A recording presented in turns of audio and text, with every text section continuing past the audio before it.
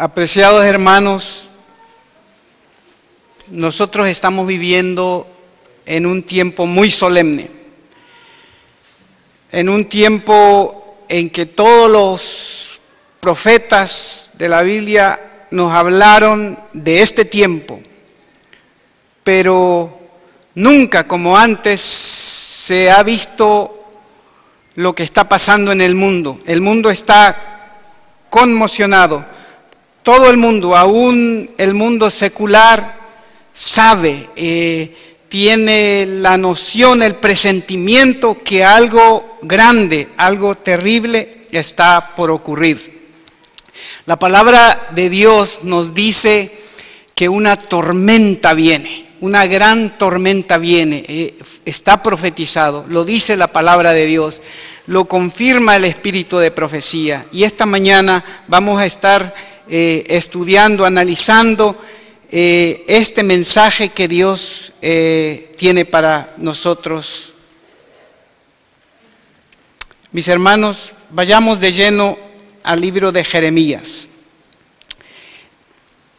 En Jeremías 23, versículos 19 y 20, la palabra de nuestro Dios dice: He aquí que la tempestad de Jehová saldrá con furor, impetuosa tempestad, y descargará sobre la cabeza de los malos.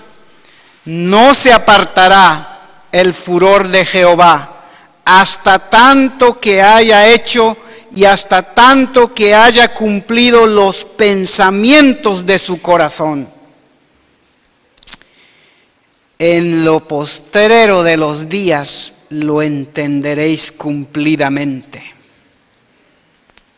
Pero es de notar que no es el único versículo que nos habla de esta tormenta, de esto que viene, de esta destrucción. Cuando vamos ahí mismo en Jeremías capítulo 25, y vamos a los versículos 31, 32 y 33, veamos lo que dice. Llegó el estruendo hasta el cabo de la tierra, hasta el fin de la tierra, porque Jehová tiene litigio, pleito con las naciones. Él es el juez de toda carne, entregará a los impíos a espada, dice Jehová. Así dice Jehová de los ejércitos: he aquí que el mal irá de nación en nación, y grande tempestad se levantará de los fines de la tierra. Y en aquel día los muertos por Jehová estarán desde un extremo de la tierra hasta el otro extremo. No se endecharán, ni se recogerán, ni serán enterrados. Serán como estiércol sobre la faz de la tierra. Luego Jeremías 30, por si fuera poco, una tercera vez Dios nos habla de esta tempestad que se avecina. Jeremías 30, 23 y 24. He aquí la tempestad de Jehová sale con furor, tempestad devastadora. Descargará dolor sobre la cabeza de los impíos. No se volverá la ira del enojo de Jehová hasta que haya hecho y cumplido los pensamientos de su corazón. En el fin de los días entenderéis esto. La palabra de nuestro Dios dice que se acerca una tempestad y dice que lo íbamos a entender en el fin de los días. La generación, la gente que iba a estar viviendo en el fin de los días o en el tiempo del fin, iba a entender de qué Dios está hablando. Iba a entender acerca cuándo se iba a acercar esa destrucción. Y aquí la palabra de Dios me dice que es algo que va a suceder. No es de que si sí o tal vez, o que si es condicional o no. Dice que se va a cumplir. Lo acabamos de leer, ¿cierto? y que viene sobre la cabeza de los impíos y que el mal irá de nación en nación. Bien, entonces si la palabra de Dios me dice que yo debo de entender, y la gente lo va a entender, el pueblo de Dios va a entender cuando este evento, cuando esta tormenta esté por suceder, pues yo tengo que analizar, ir a la Biblia y ver en qué tiempo estamos viviendo. ¿En qué tiempo estamos viviendo nosotros? ¿Será que estamos viviendo en el tiempo del fin? ¿Será que Dios dejó señales para que nosotros estuviéramos apercibidos y supiésemos cuándo se acercaba la venida del gran libertador del mundo? El gran libertador que jamás ha conocido el mundo, su nombre, Cristo Jesús, está a las puertas.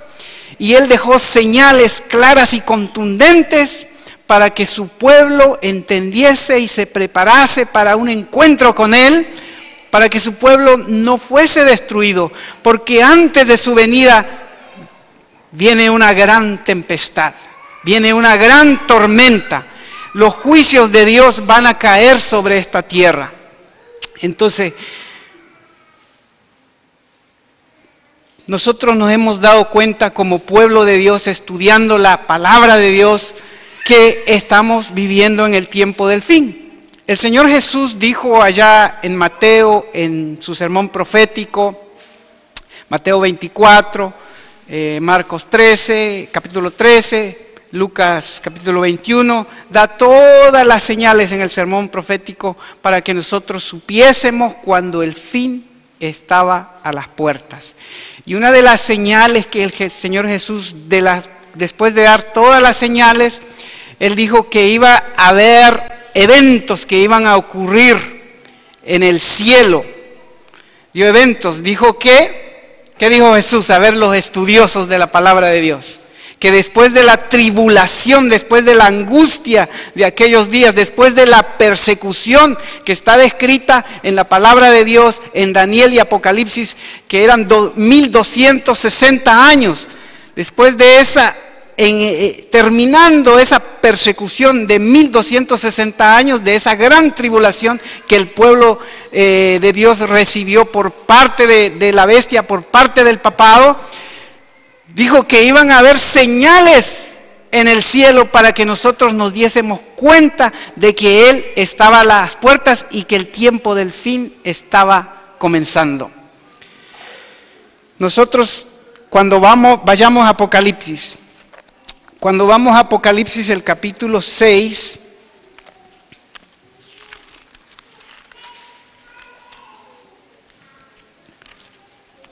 los sellos, y cuando vamos directamente al sexto sello, que eso se encuentra en Apocalipsis 6, versículo 12, y miré cuando Él abrió el sexto sello, y he aquí fue hecho un gran terremoto, y el sol se puso negro como un saco de cilicio, y la luna se volvió como sangre, y las estrellas del cielo cayeron sobre la tierra, como caen los higos verdes de la higuera cuando es sacudido por un fuerte viento. Y el cielo se apartó como un pergamino que es enrollado, y toda montaña y toda isla fue movida de su lugar, y los reyes de la tierra y los magistrados y los ricos y los capitanes y los poderosos y todo siervo y todo libre se escondieron en las cuevas y entre las peñas de las montañas, y decían a las montañas y a las peñas: caed sobre nosotros y escondernos del rostro de aquel que está sentado en el trono y de la ira del Cordero, porque el gran día de su ira ha llegado, y ¿quién podrá sostenerse en pie? ¿Sabían ustedes que estamos viviendo en este tiempo del sexto sello? Esto, el versículo 12 y 13, cuando dice que Jesús abrió el sexto sello y Juan está mirando eso, ve que ocurre un gran terremoto. se oscurece el sol, la luna se convierte en sangre y caen las estrellas. Cayeron sobre la tierra como caen los higos verdes de la higuera cuando es sacudida por un fuerte viento. Sabemos muy bien que en la historia se nos dice que ese gran terremoto se le conoce como el terremoto de Lisboa. Ese terremoto ocurrió en 1755. Mis queridos hermanos, 25 años después ocurre el segundo evento, que es el oscurecimiento del sol o el día oscuro conocido en la historia. Ocurre el 19 de mayo de 1780. El sol aquí en los Estados Unidos, hay tanto en la historia, ustedes pueden ir ahora como tenemos disponible el internet y poner ahí el día oscuro y ahí les va a aparecer en todos los periódicos, todos los que hablaron acerca de este día oscuro. Lo mismo lo pueden hacer con el terremoto de Lisboa, ponen ahí, cliquean terremoto de Lisboa y ahí les da todo lo que está ahí referente a este evento. En 1780 se oscurece el sol, tal como estaba predicho en la Biblia. Hay textos en la Biblia que dice que iba a ser por la mañana, que eso está en Amós, que se iba a oscurecer el sol antes que llegase el mediodía. Se oscureció exactamente, lo registran los periódicos, los reporteros lo registran, y el pueblo de Dios que vivió en ese tiempo, en los tiempos que ocurrió este tiempo y los tiempos de los mileritas, también se habló mucho de eso al respecto. Luego, mis queridos hermanos, vino el tercer evento, la caída de las estrellas, 2 años después de que Guillermo Miller empezó a predicar el mensaje del pronto regreso de Cristo Jesús nuestro Salvador. 2 años después que él empieza, ocurre la caída de las estrellas. Eso ocurrió el 13 de noviembre de 1833. Ocurre el tercer evento. Mis hermanos, así se cumple lo que Dios había dicho, lo que estaba en la profecía para marcar el inicio del tiempo del fin.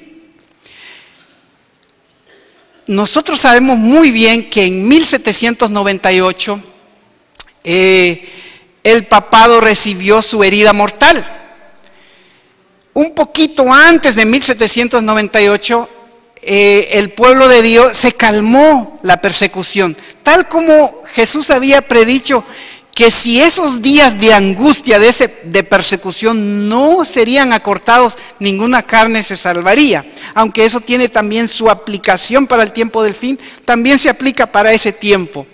Un poquito antes de esos años, antes de la Revolución Francesa, empezaron a calmarse los vientos de persecución.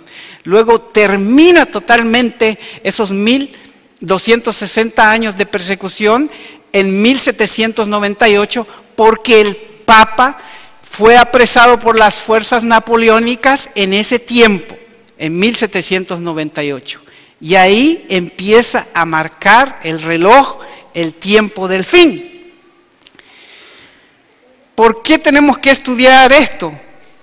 Porque ¿por qué les dije que estamos viviendo en este sello, entre el sexto sello y el séptimo?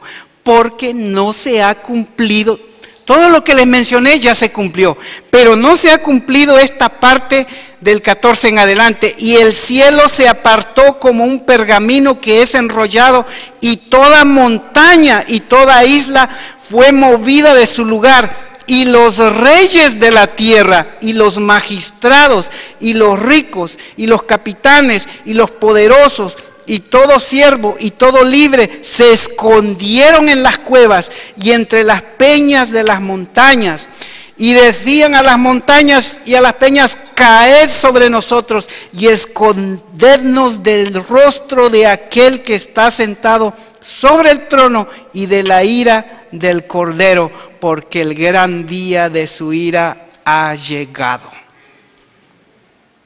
¿Les parece? ¿Por qué ¿creen ustedes que esta gente, y menciona 7 clases de gente en ese solo versículo, en el versículo 15, 7 clases de gente, todos están incluidos ahí? Todo contrario a como el mundo religioso enseña que va a haber un convertimiento global, que todo el mundo se va a convertir al Señor, que va a haber una segunda oportunidad, supuestamente. Todo lo contrario, aquí me dice que no, aquí me dice que y los reyes de la tierra y los magistrados y los ricos y los capitanes y los poderosos y todo siervo y todo libre se escondieron en las cuevas y entre las peñas de las montañas y le decían: caed sobre nosotros y escondernos del rostro de aquel que está sentado en el trono. Eso solo ocurrirá cuando está pasando la destrucción que está hablando Jeremías, porque nadie puede, si no, yo cómo voy a decir ahora me tengo que esconder si no está pasando nada grave, si no se están conmoviendo los cielos y no están temblando las montañas, si no hay destrucción. ¿Verdad que cuando hay un terremoto, que cuando hay un huracán, un tornado? Yo vengo de Oklahoma, donde hay tornados, pero viví por 20 años en la Florida, donde hay huracanes, y en otros lugares hay terremotos, es lo que más hay, ¿verdad? Aunque toda la tierra está temblando ahora. Pero nadie hace nada cuando no está pasando nada. Cuando viene un huracán se anuncian los medios de comunicación: huracán a la vista. En tal día, en 3-4 días llega a las playas de la Florida. Y entonces, según si el huracán es tan fuerte que ellos calculan que va a destruir, pues se le ordena a toda la gente que vive donde va a pegar, digámoslo así, por Miami, le dicen a evacuar, todo el mundo a salir. Avisan, la gente se prepara, la gente en esos días está con ansiedad. Pero un terremoto, imagínense que ahora empiece esto a temblar y empiece a caer, todo el mundo va a ir a esconderse, ¿sí o no?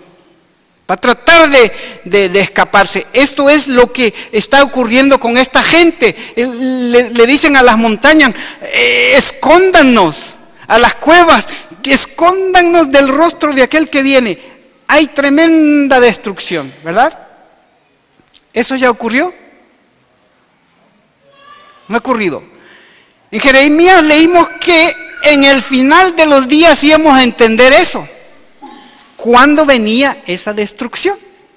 Y nosotros estamos viviendo en el tiempo del fin, así lo dice la palabra de Dios y así lo confirma el espíritu de profecía y así lo reafirma los eventos, la historia, los eventos, lo que está ocurriendo en nuestros días.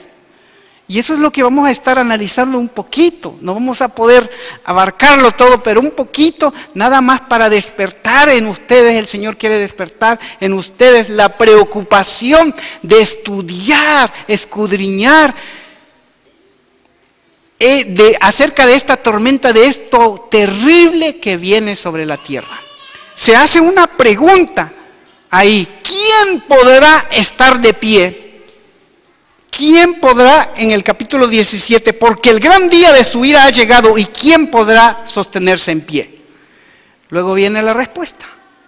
Y en el capítulo 7 se hace un paréntesis, no se salta rápidamente al séptimo sello, sino se hace un paréntesis, y luego dice el capítulo 7, desde el 1 al 3, y después de estas cosas vi 4 ángeles en pie sobre los 4 ángulos de la tierra, deteniendo los 4 vientos de la tierra, para que no soplase viento sobre la tierra, ni sobre el mar, ni sobre ningún árbol. ¿Qué fue lo que vio Juan? ¿Qué fue lo que vio Juan? ¿A cuántos ángeles? La palabra de Dios nos dice que los ángeles ejecutan la voluntad de Dios, que los ángeles son participantes en esta obra de redención con Dios. son ministros de Dios en favor de aquellos que Dios quiere salvar. Así dice la palabra de Dios. Juan ve a 4 ángeles deteniendo los vientos. Y cuando la Biblia habla de vientos, está hablando de destrucción, de guerra, de terremotos. Eso lo podemos, de confusión política, lucha, guerra, eso lo podemos averiguar los que están anotando en Daniel 7:2, Jeremías 25, versículo 32, que ya se leyó, Jeremías capítulo 4, versículos 11 al 13. Todo eso nos explica, porque la misma Biblia responde para aclararnos qué significa vientos, ¿verdad? Vientos, los 4 ángeles están deteniendo los vientos. ¿Por qué los detienen? Bueno, la pregunta dice, la ira de Dios ha llegado, ¿y quién podrá estar de pie? Entonces Juan mira y ve que hay 4 ángeles deteniendo los 4 puntos de la tierra. Luego en el 2 dice, y vi a otro ángel que subía de donde nace el sol teniendo el sello del Dios viviente, y clamó con gran voz a los 4 ángeles a los cuales era dado hacer daño a la tierra y al mar, diciendo, no hagáis daño a la tierra ni al mar ni a los árboles hasta que hayamos sellado a los siervos de nuestro Dios en sus frentes. ¿Quién podrá estar en pie? Dice que él ve que hay 4 ángeles deteniendo. Luego ve a un ángel poderoso que baja y dice a gran voz, detengan los vientos, no los suelten todavía, que no se desate la destrucción, porque necesitamos sellar. Y traía el sello del Dios viviente. Necesitamos sellar a los hijos de Dios para que no sean destruidos. Esos son los que van a estar de pie en ese tiempo, cuando la otra parte, la otra gente, los impíos van a estar escondiéndose en gran angustia, diciéndole a las peñas, a las montañas, caer sobre nosotros y escondernos del rostro y de la ira del que está sentado en el trono y de la ira del Cordero. Y es interesante que aquí nos habla de sello, y cada vez que la Biblia habla de sello o señal, tiene referencia, tiene que ver con ley. Con ley.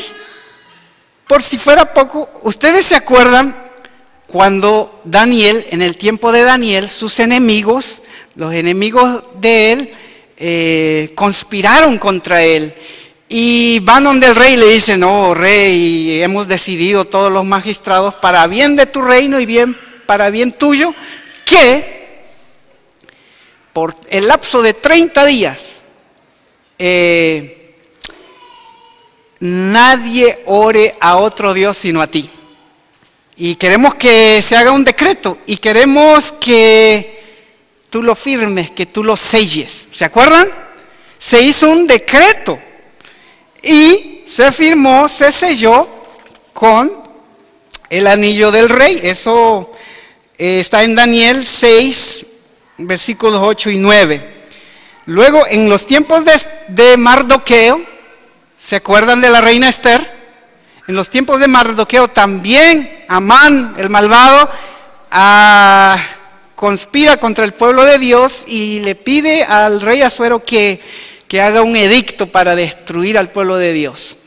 Y ahí también se hace un edicto, una ley y sello. Se habla de sello. La ley tiene que ver con sello. Se tenía que patentizar, legalizar, hacer patente, hacer vigente esa ley con el sello, la firma del rey. Era un anillo en aquel entonces. El sello lleva el nombre del gobernante, su título y el territorio que él, donde él pues tiene la autoridad, donde él gobierna. Pero los que están anotando, eso está en Esther capítulo 3, versículo 12, y también está en el capítulo 8, de ahí de Esther, 8 y 10. ¿Se dan cuenta que cuando se habla de sello en la Biblia, tiene sello o marca o señal, tiene relación con ley. Por eso es que en el mensaje del tercer ángel, Dios hace un llamado a los impíos, dice, a que no reciban la marca ni la señal, porque Dios tiene su ley, Dios tiene su sello, tiene su marca, tiene su señal. El enemigo, como todo lo copia, todo lo imita, también el enemigo tiene su marca, tiene su sello. Por eso en Apocalipsis 13 que se dice que se va a hacer un decreto donde nadie va a poder comprar ni vender, a no ser de que reciban esa señal.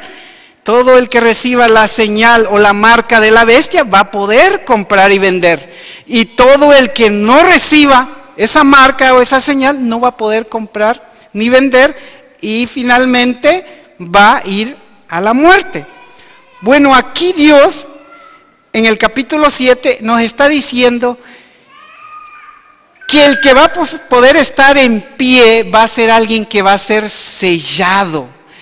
Y como tiene que ver con la ley, la palabra de Dios nos dice en Éxodo 31 que el sábado es el sello, la señal de Dios. Señal es entre mí y vosotros. Por si fuera poco, en Ezequiel 20, 12 y 20 también nos dice que es la señal de Dios, es el sello de Dios, para hacer la diferencia entre Dios y su pueblo, para mostrar quién es el verdadero adorador de Dios. Entonces, en otras palabras, el sellamiento, ese sello que dice, es nada más la firma de Dios firmando su ley con todo aquel que está en conformidad con su ley, que está guardando su ley. Todo aquel que guarda los 10 mandamientos, incluyendo el sábado, y principalmente el sábado, porque el sábado es el que nos dice quién es Dios, nos habla de su título, de su nombre y de la autoridad donde Él gobierna. Dice que Él es el creador de los cielos y de la tierra, por eso es que debemos adorarle a Él, al único Dios verdadero. Él es nuestro creador, Él es nuestro redentor. Él es el único Dios verdadero. Así que este sellamiento está hablando de un remanente. Porque allí mismo, cuando seguimos en el versículo 4, nos dice, y de la tribu de Judá, de la tribu de Rubén, de la tribu tal y tal, hasta llegar a los 12, nos dice que son 12,000 sellados. No está hablando del pueblo de Israel literal, porque si estuviera hablando literal, pues son más, ¿verdad? Cada tribu tenía más de 12,000. Está hablando del pueblo del Israel de Dios moderno ahora. La Biblia dice que no es israelita aquel que nace en la carne, sino el que hace la voluntad de Dios. Así que Dios me dice aquí que va a haber un remanente, un grupo que no va a recibir esa destrucción. Por eso es que Dios le dice, el ángel grita en alta voz y dice, deténganlo vientos de destrucción, deténganlo un poquito más antes de que venga esa destrucción. Deténganlo para que los hijos de Dios sean sellados y ellos no sean parte de esa destrucción. Jeremías nos dice allá que al final de los días íbamos a entender esto. Pero Dios quiere que entendamos algo más todavía. Sabemos que estamos en el tiempo del fin. La Biblia lo dice, que estamos viviendo en el tiempo del fin. La Biblia también nos dice que se acerca una gran tormenta. Una gran destrucción. Tiempo de angustia cual nunca hubo, dijo Jesús. Y Daniel también lo dice en el capítulo 12 de Daniel, que en aquel tiempo se levantará Miguel, el que está de parte de los hijos de tu pueblo, y será tiempo ¿qué? De angustia cual nunca fue. Bien. Sin embargo, Dios quiere como que nos quede bien claro, que entendamos que ya estamos en el tiempo que esa tormenta avasalladora está por ocurrir. ¿Saben por qué? Porque y eso es lo que... ¿Saben por qué Dios quiere que sepamos esto? Porque si no lo sabemos, la destrucción va a arrasar con todo, mis hermanos, con todo y con todos. No solo con el mundo secular, no solo con las diferentes religiones, no solo con ellos, también con el pueblo de Dios. ¿Saben? Cuando uno estudia detenidamente los capítulos 23, 24, especialmente 23, 25, todos estos capítulos hasta el 30 de Jeremías, se da uno cuenta cómo era el ambiente en el tiempo de Jeremías. ¿Cuál era la situación imperante? Hermanos, en el tiempo de Jeremías, ¿habían falsos profetas, sí o no? ¿Habían falsos profetas, sí o no?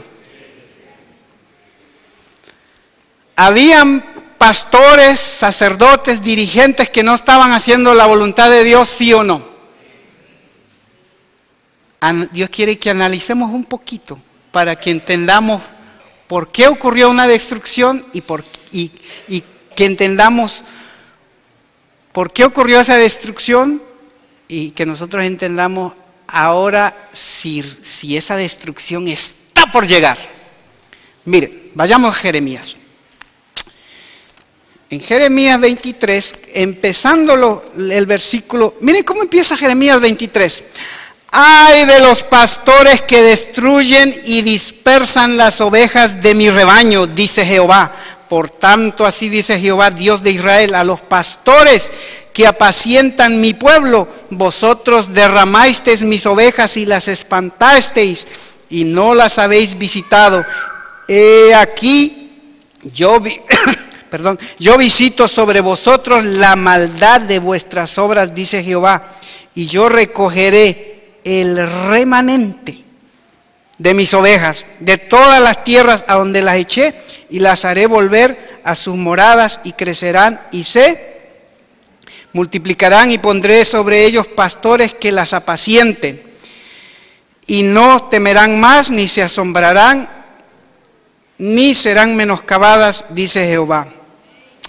Pero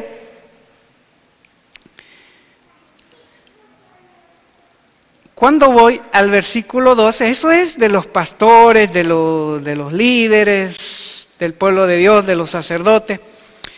Pero cuando voy al 9, ahí mismo dice, a causa de los profetas, mi corazón está quebrantado dentro de mí, todos mis huesos tiemblan, estuve como hombre borracho y como hombre a quien dominó el vino delante de Jehová y delante de las palabras de su santidad, porque la tierra está llena de adúlteros, porque a causa del juramento la tierra está de luto, los pastizales del desierto se secaron, la carrera de ellos es mala y su fortaleza no es recta, porque así el profeta como el sacerdote son fingidos.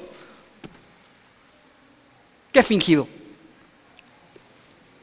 ¿Son auténticos o son de dos caras? Analicen. Son fingidos. Aún en mi casa hallé maldad, dice Jehová. Por tanto, como resbaladeros en oscuridad les haré su camino, serán empujados y caerán en él, porque yo traeré mal sobre ellos, año de castigo, dice Jehová. Está hablando de su pueblo, de los profetas, de los que enseñan. Nosotros sabemos que profeta no es solo el que ve visiones, sueños, sino profeta también es el que lleva el mensaje de Dios, ¿no? El que enseña. Pero interesante lo que dice el 13. Y en los profetas de Samaria he visto desatinos, profetizan en Baal e hicieron errar a mi pueblo Israel. ¿Saben?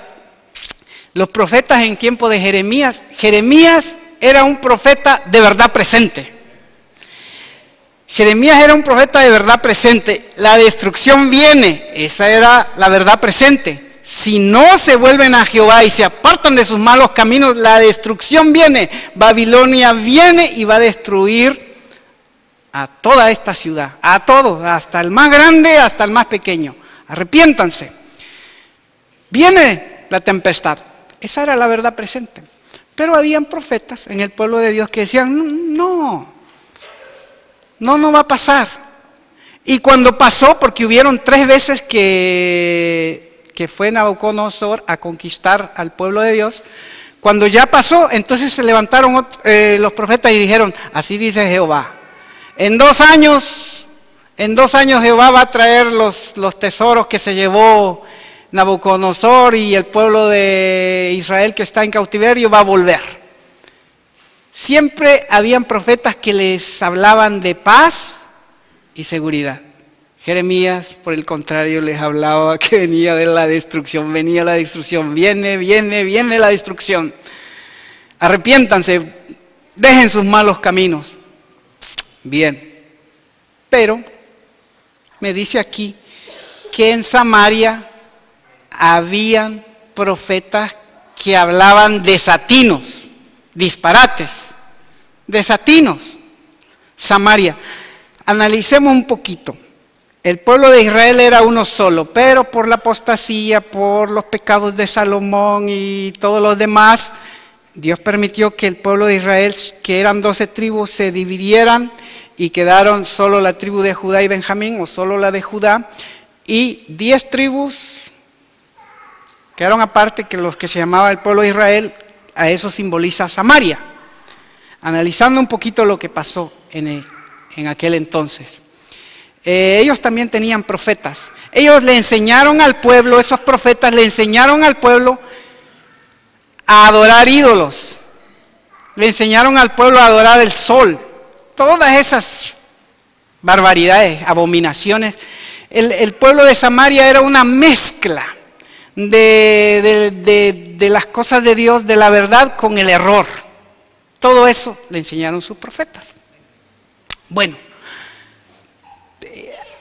presten atención porque ahora viene, y por cuestión de tiempo voy a ir rapidito, cómo era el ambiente político, cómo era la situación secular en esos tiempos. Habían 3 potencias, a ver quién me puede mencionar 3 potencias que estaban en apogeo, en su auge, aunque finalmente llegó solo una a ser la potencia. Estaban los babilónicos, los egipcios y los asirios. Eran las 3 potencias que imperaban. Y en esas potencias lo único que había era la ambición de poder, la ambición de riqueza, la ambición de hacerse un gran nombre, hacerse famosos, de controlar a todo el mundo. Ese era el ambiente que se movía en esos tiempos. Qué interesante. En el mundo religioso los pastores descuidaban, ahí mismo en Jeremías dice que los dirigentes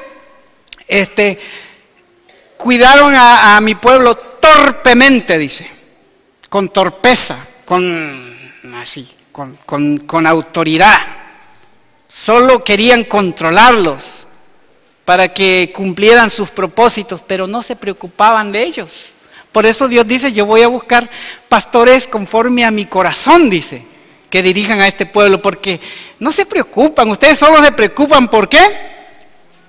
Eso es lo que imperaba. Necesitamos analizar esto un poquito. Imperaba profetas falsos, había un profeta verdadero, imperaba en el mundo la guerra, el conflicto.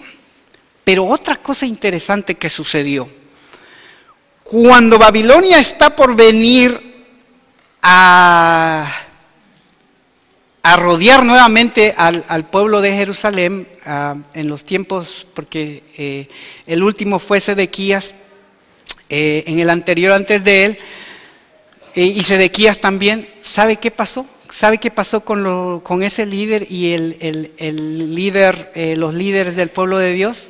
En vez de buscar apoyo en Jehová, y eso era lo que Jeremías les suplicaba, les imploraba, les amonestaba, les llamaba la atención, ellos se unieron con Egipto, ¿sí o no?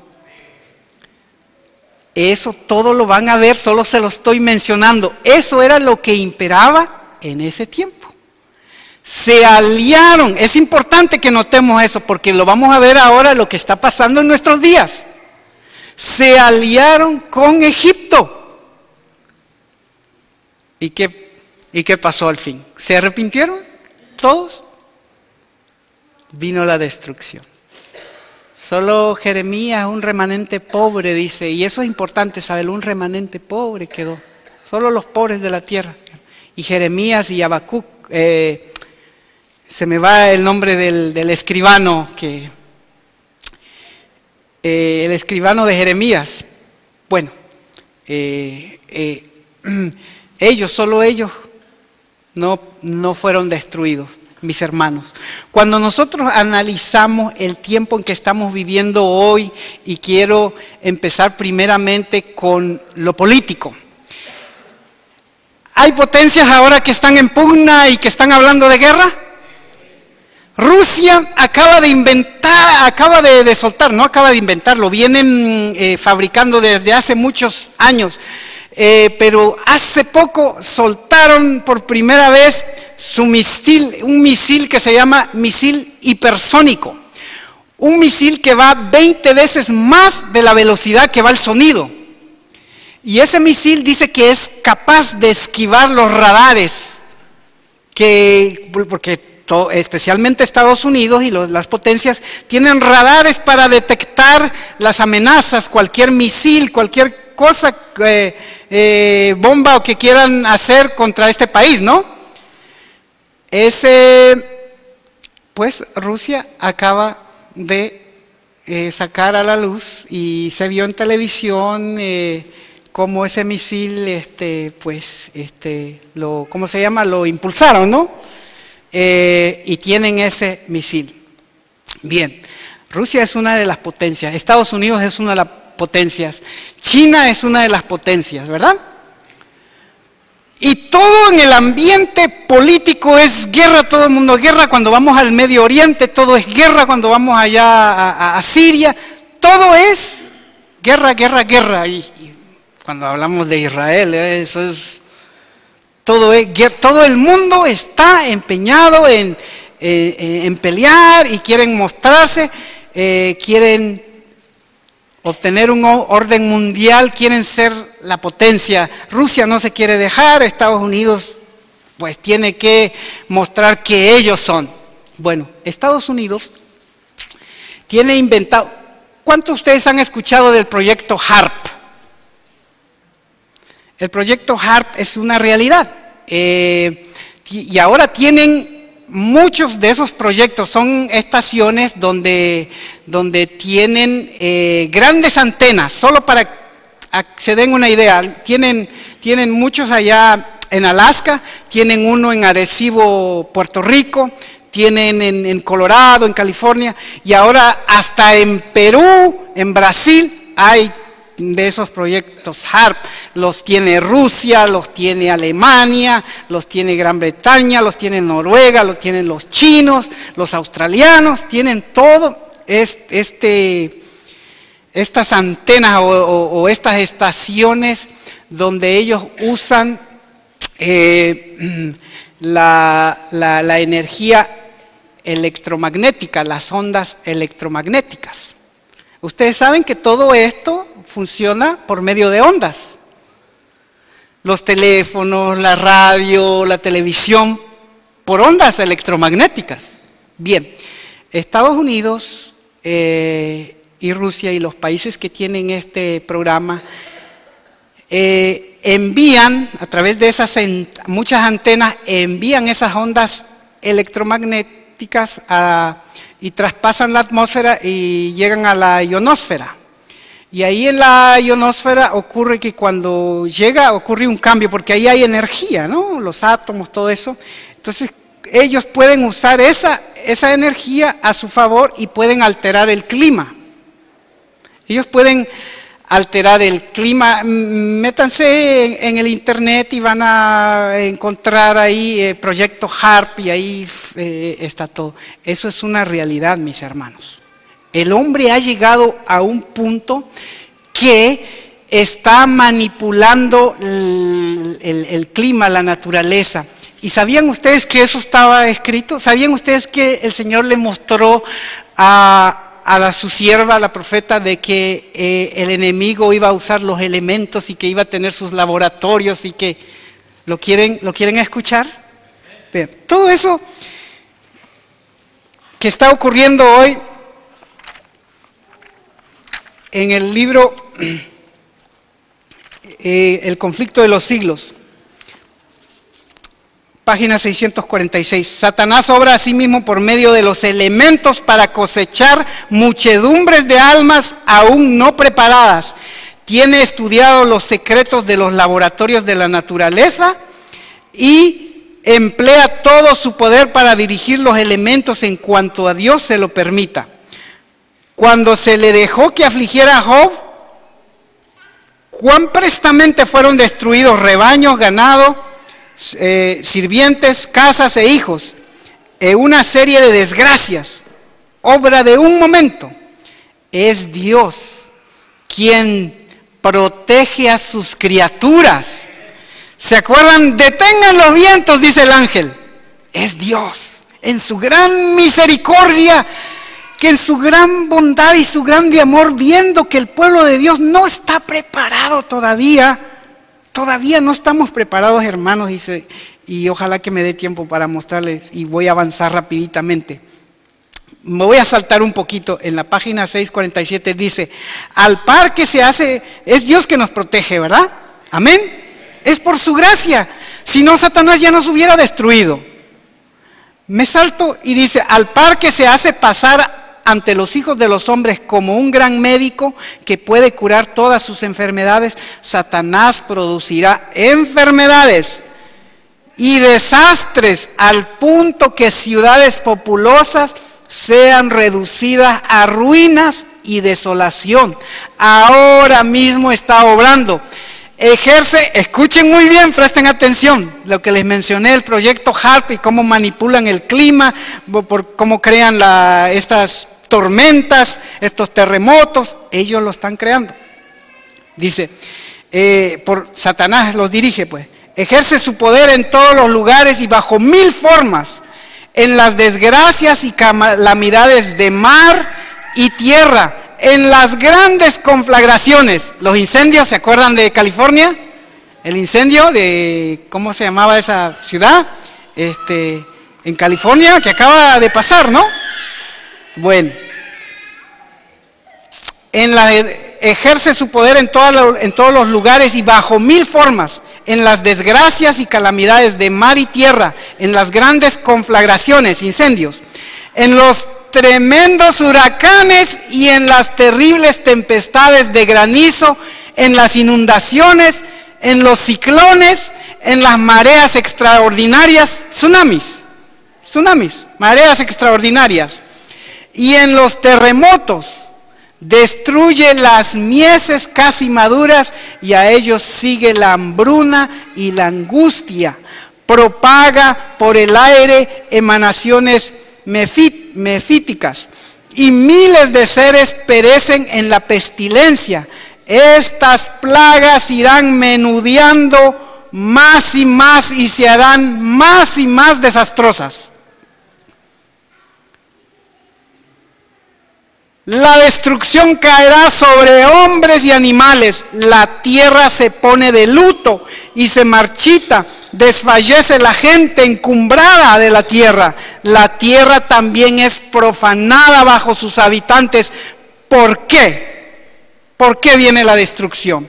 ¿Por qué vienen los juicios de Dios? Porque traspasaron la ley, cambiaron el estatuto y quebrantaron el pacto eterno. Isaías 24, versículos 4 y 5. Todo ese capítulo nos habla de la destrucción que viene sobre la tierra, porque los hombres se han olvidado de Dios, se han apartado de Dios, están violando su ley. Aún los que son cristianos dicen que son cristianos, pero viven una vida totalmente diferente a un seguidor de Cristo. Los profetas esos que dice de Samaria, está hablando del pueblo religioso. El pueblo religioso está dividido, solo ha quedado, así como en aquellos tiempos, Judá, un grupo que pretende guardar los mandamientos de Dios, pero todas las 10 tribus, lo más grande del pueblo religioso, tienen profetas, tienen apóstoles y todos enseñan insensateces. Dones de lengua, un desorden, enseñan de un rapto secreto. La Biblia es clara y contundente al decir cómo va a ser la venida de Cristo Jesús y que no hay más chance, que la Biblia enseña claramente que la paciencia de Dios tiene un límite. Dios es un Dios de amor. Pero Dios es un Dios de justicia y no, el hombre no va a seguir jugando con Él todo el tiempo. Dios tiene una paciencia, lo ha demostrado en el pasado, en el presente y lo va a demostrar en el futuro. En los tiempos de Noé, Dios demostró que la paciencia de Dios tiene un límite. En los tiempos de Sodoma y Gomorra, Dios demostró que la paciencia de Dios tiene un límite. En los tiempos de Jeremías, Dios demostró que la paciencia del Dios Todopoderoso, Dios de amor, de justicia, de misericordia, que se complace en perdonar, un Dios que suplica y suplica año tras año a cada ser humano, porque Él desea que todos se vuelvan al arrepentimiento. Ese Dios paciente, misericordioso, su paciencia tiene un límite. En los días de Jeremías, cuando vino por tercera vez, Babilonia destruyó, asoló la ciudad de Jerusalén, se quemaron las casas, quemaron todo, arrasaron todo. En el año 70 de nuestra era, el pueblo judío, más de 1 millón, fueron destruidos, queridos hermanos. Más de 1 millón de personas. La paciencia de Dios tiene un límite y en nuestros tiempos está llegando a su límite, queridos hermanos. Y cualquiera de ustedes que están aquí presentes o de los que están escuchando, y denme 5 minutos nada más, les ruego, porque esto es muy importante. ¿Está bien? ¿Vale? 5 minutos. Cualquiera puede decir, yo soy de verdad presente, yo estoy bien con Dios. Esto no, la destrucción no viene para mí, esto no va dirigido a mí. Quiero llamarles la atención a Mateo y con esto vamos a terminar. A Lucas 13. Vean lo que dice Lucas 13. En este mismo tiempo estaban, estoy leyendo de Lucas 13, capítulo 13, versículos 1 al 5. En este mismo tiempo estaban allí unos que le contaban acerca de los galileos, cuya sangre Pilato había mezclado con sus sacrificios. Y respondiendo Jesús les dijo: ¿pensáis que estos galileos, porque padecieron tales cosas, eran más pecadores que todos los galileos? Os digo no. Antes, si no os arrepentís, todos pereceréis igualmente. ¿O aquellos 18 sobre los cuales cayó la torre en Siloé y los mató, pensáis que ellos eran más pecadores que todos los hombres que habitan en Jerusalén? Os digo no, antes si no os arrepentís, todos pereceréis igualmente. Nuestro Señor Jesucristo es el maestro de los maestros, nuestro máximo ejemplo. El predicador más grande de verdad presente que ha existido. Él estaba predicando la verdad presente en sus tiempos. Por eso la gente que andaban con él, sus seguidores, sus discípulos y los oyentes simpatizaban con la verdad presente. Por eso andaban con él. Y se sentían bien de que eran parte de ese movimiento de verdad presente. Y sintiéndose bien en ese su celo, en ese su sentir de que estaban bien, que estaban ahí con Jesús, le dicen: mira, Señor Jesús, ¿sabe? Pilato, mira, mató a esta gente allá en el templo y lo mezcló con la sangre de sus sacrificios y todo. El Señor Jesús les dijo: ¿ustedes creen? ¿Ustedes creen que esos eran? Miren la pregunta que hace el Señor Jesús. ¿Ustedes creen que esa gente es más pecadora que ustedes?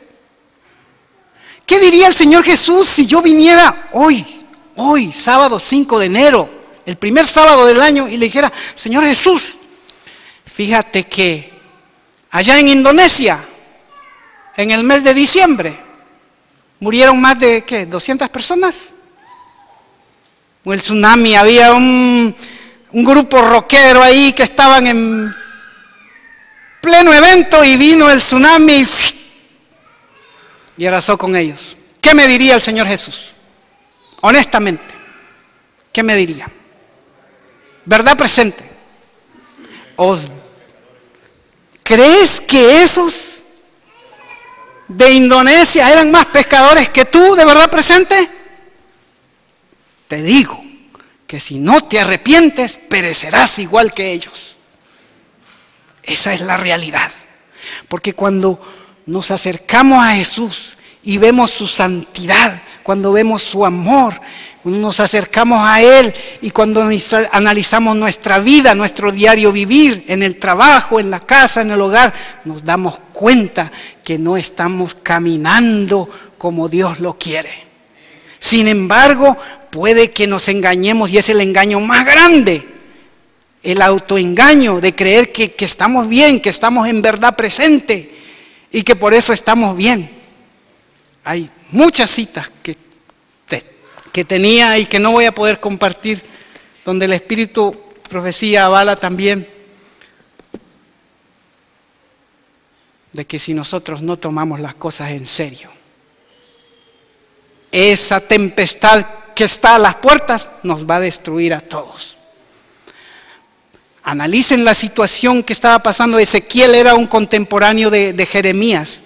Cuando él ve en el capítulo 9 que aparecen los verdugos con sus armas de destrucción, antes de eso le hace ver las abominaciones que estaban ocurriendo en el pueblo que se decía ser de Dios, en los dirigentes, en todo el pueblo. Analícenlo. Y dice: empieza por mi pueblo, pero no le hagas daño ¿a quiénes? A los que van a recibir la marca y estén gimiendo, clamando y llorando por las abominaciones que se hacen en la tierra y que se hacen en el pueblo de Dios. Queridos hermanos, Dios desea en su corazón que este año no sea un año más, que este año que estemos empezando tomemos las cosas en serio, mis hermanos, por el amor de Dios. El Señor Jesús en su gran misericordia ha detenido los vientos y no puedo irme, tengo que leerlo esto que dice el Espíritu de Profecía. Vean, los ángeles están ahora restringiendo los vientos de lucha hasta que el mundo sea advertido de su inminente destrucción. Pero se avecina una tormenta lista para irrumpir sobre la tierra, y cuando Dios mande a sus ángeles soltar los vientos, habrá tal escena de lucha como ninguna pluma puede describir. Un momento de respiro. ¿Qué es un respiro? Un momento de respiro nos ha sido amablemente dado por Dios. Oh, tomemos en serio, mis hermanos, de que Dios le dice: detengan los vientos un poquito más, pero no abusemos. Volveos a mí, dice el Señor. Volveos a mí, vivir. ¿Para qué? ¿Para qué moriréis, oh casa de Israel? Apártense de sus malos caminos, dice el Señor. Analicemos nuestras vidas, Señor. No digamos, yo soy líder, yo ando bien, o yo ando haciendo esto. Hermano, Dios quiere que tú tomes en serio este llamado que Dios te ha hecho, hermano, que me escuchas. No juegues más con Dios. Dios no puede ser burlado. Dios, en su grande amor, el amado y Salvador, Cristo Jesús, nuestro gran libertador, dio su vida, lo dio todo, lo dejó todo por nosotros. Pidámosle que nos ayude para que nosotros lo dejemos todo por Él y que nos entreguemos de todo corazón a Él. Que el Señor les bendiga.